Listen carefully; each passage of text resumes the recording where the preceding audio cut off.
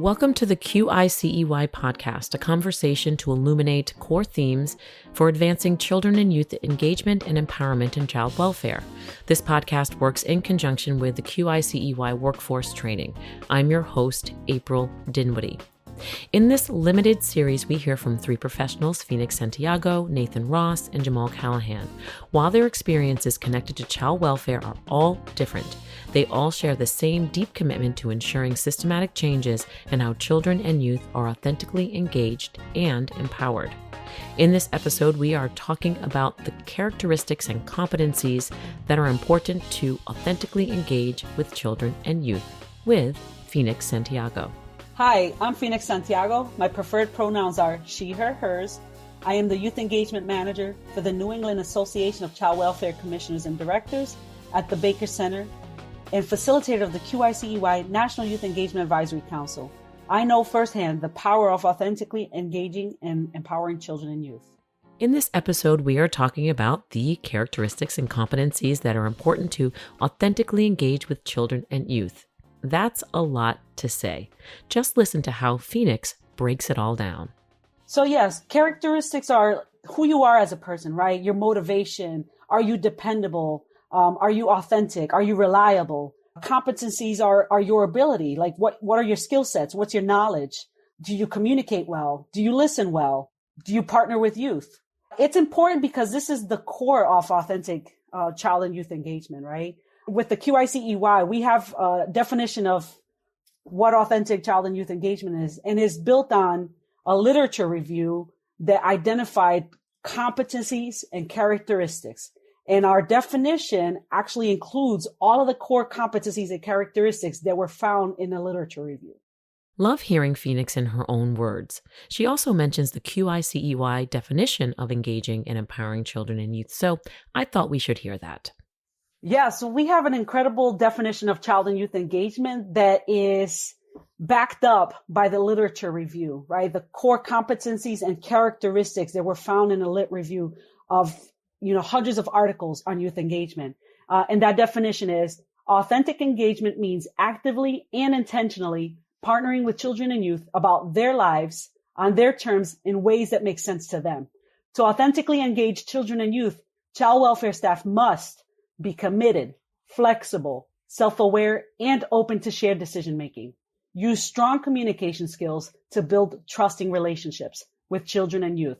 Be guided by knowledge of child and adolescent development and trauma-informed care. Use a strength-based approach. Have a vivid self-awareness of potential power dynamics. Have cultural humility and partner with, prepare, inform, and advocate for children and youth.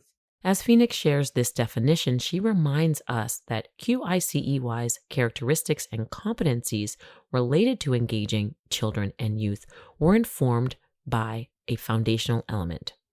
The systematic literature review, which analyzed 138 articles to gain robust insights with detailed discussion of workforce support and court engagement. QIC-EY's literature review can be found in the product section of their website. Now, we know that reading and reviewing what exists already and learning from that is important. We also know that another important element is hearing real-time examples. And here's one from Phoenix. The story that comes up is the supervisor of my caseworker at the time, Roger, and he, we had our semi-annual permanency planning meeting, and he had asked me so I was about to graduate from college. What are my next steps? And I told him, I said, well, I plan on going to graduate school.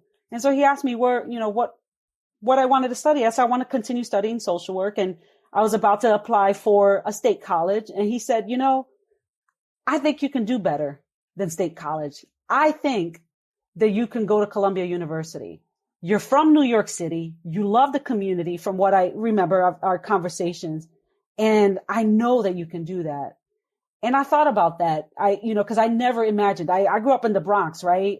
And I graduated from a school where 83% of the kids did not know how to read and write at grade level. So I never imagined myself at an Ivy League university, Columbia University.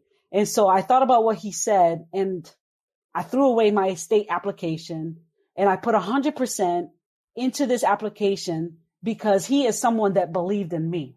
And so I looked up to him. I respected, I honored him as a person. If he saw me in those eyes, I feel like I trusted what he saw in me, and I took a chance. I took a risk and I went for it, and it was the best decision ever because a month later I received my acceptance letter, and I had the most incredible, 2 years of my life at the university. This is such an amazing example. It speaks to so many elements, and I had to ask Phoenix to expand on the characteristics and competencies that Roger, her caseworker supervisor, was employing as he engaged with her during a foundational time in her life.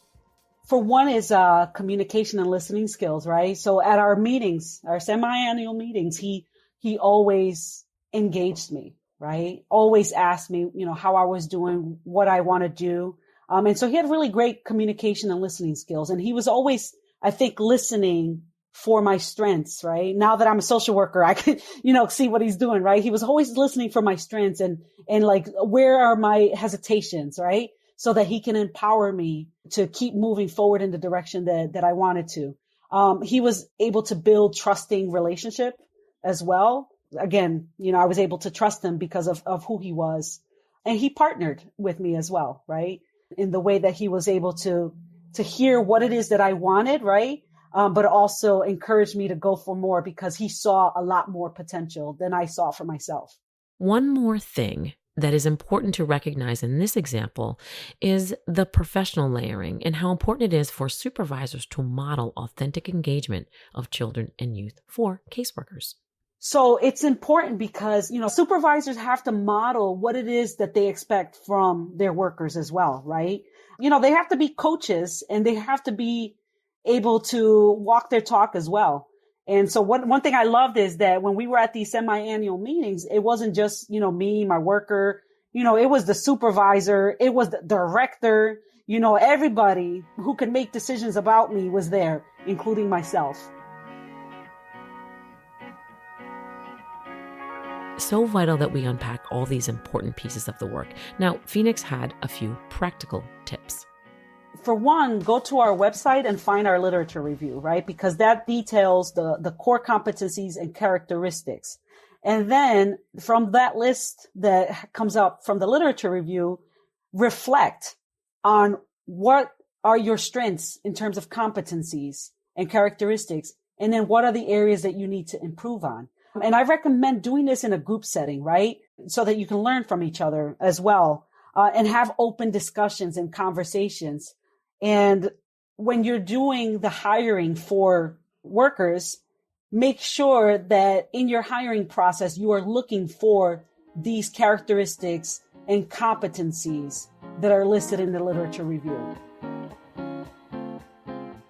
Phoenix is so clear here, and she reminds us that the QIC-EY has curated the core characteristics and competencies for authentic engagement of children and youth in the literature review.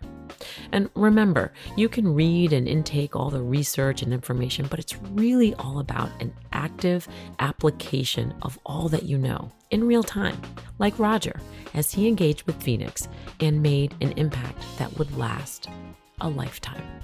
To expand your thoughts surrounding this topic, check out the episode titled Inform and Prepare Children and Youth of Transitions with my friend and colleague, Nathan Ross. The QIC-EY is 100% funded by the Administration for Children and Families of the United States Department of Health and Human Services.